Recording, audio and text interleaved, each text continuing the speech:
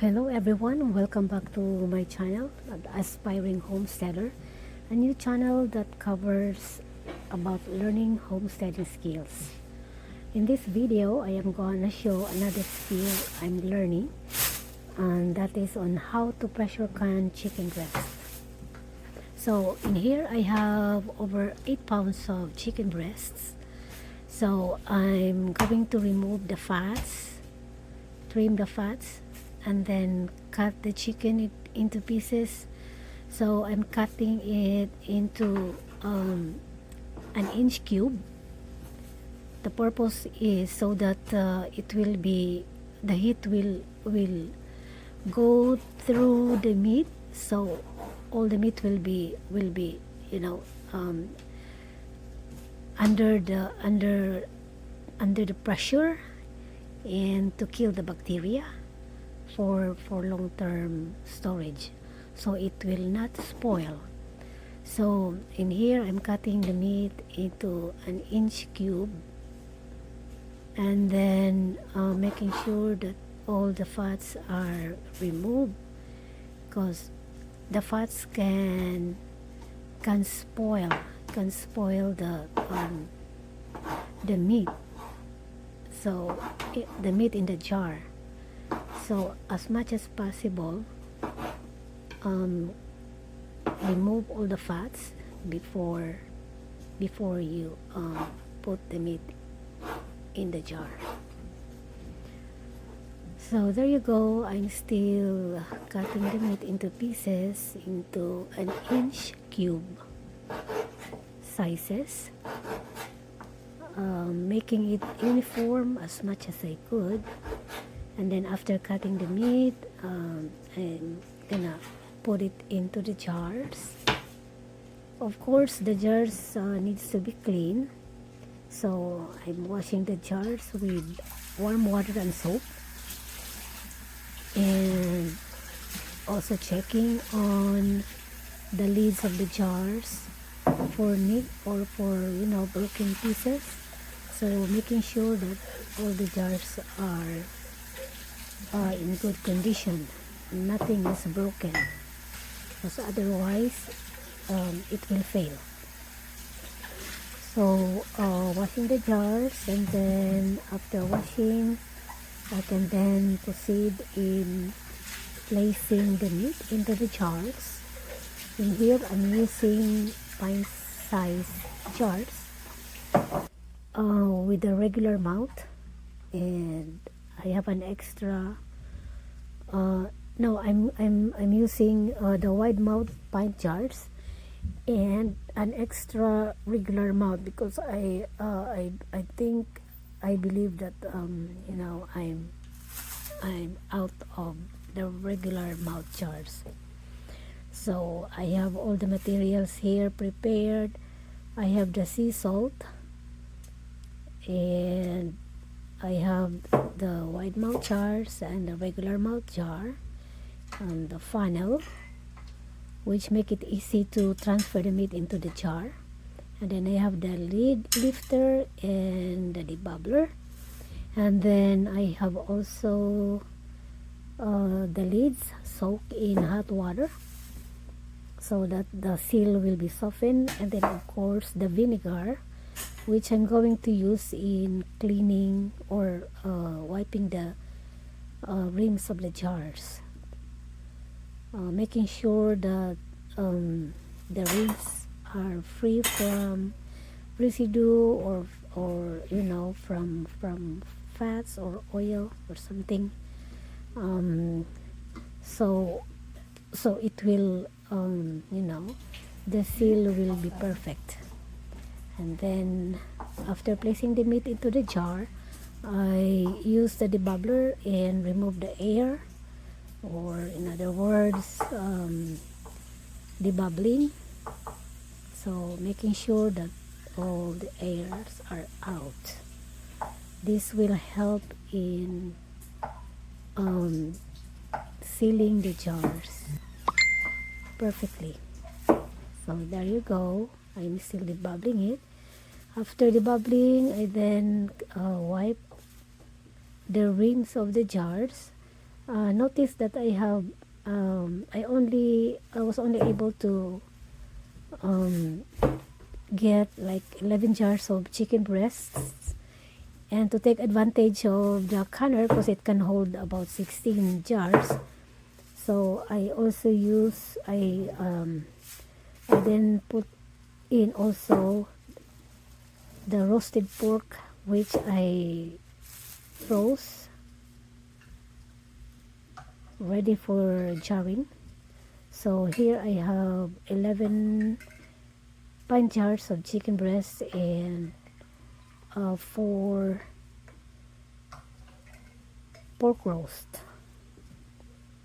So 14 wide mouth pint jars and 1 regular mouth pint jar. So putting the lids on, after that I put also the ring, so making sure that it's finger tight, close, and then place it into the pressure canner. The pressure canner, I put like 3 inches deep of water and put a splash of vinegar to avoid fogging of the jars. And then since I have like 15 jars, so I have 2 layers. The first one I put 8 and then 7 on top. So I have 2 trays here because you don't put the jars directly in contact with the bottom of the pressure canner, because if you would do that, the jars will break. So you need to put the tray first and then put the jars. So there you go. I have already loaded all the jars into the canner, and then close the canner and put the heat on, and then wait when you notice a constant stream of steam coming out of the vent.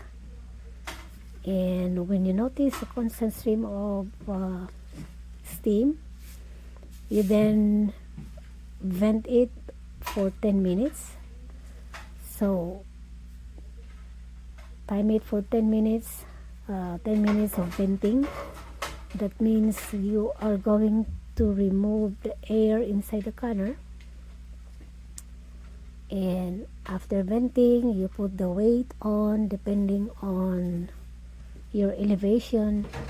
So for me, I'm using the 5 pounds weight per square inch, because in my location I am only like under 1,000 feet above sea level.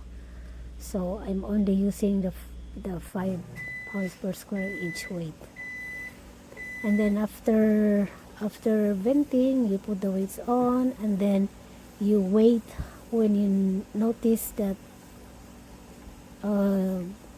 the jiggler, we call it the jiggler, the weight, when you notice it moving constantly at a certain pace, then like swaying back and forth, and then you start timing. You start the time for 75 minutes. 75 minutes, because I'm only using the pint jar.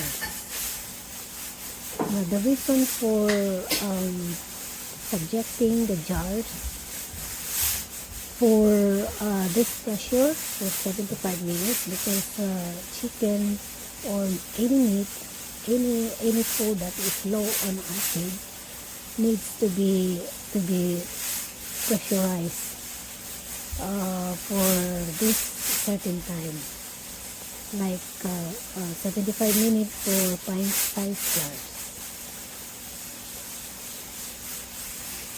And then, so there you go. I'm still waiting for the weight to jiggle So constant heating. And then after 75 minutes, then it's done. The pressure canning is done. So you turn the heat off, and then you wait until the pressure go back to 0, and you let it cool off.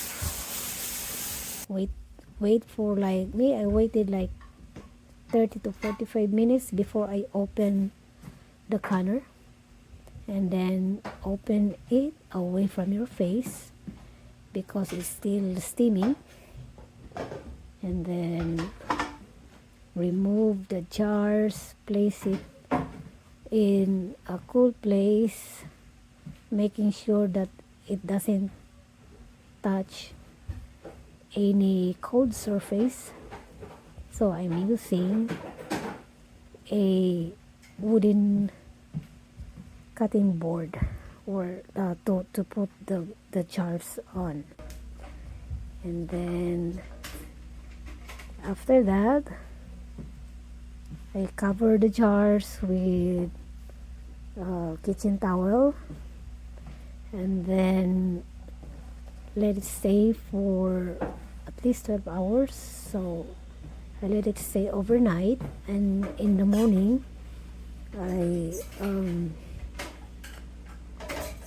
check for the sealing.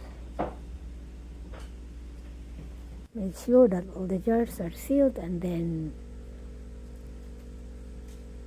wash the jars, remove the rings, wash it with soap and water so it will be clean, so it will be ready for storing in the shelf. And then after washing, you label the jar so you know what's inside, and then put the date it was processed. So there you go.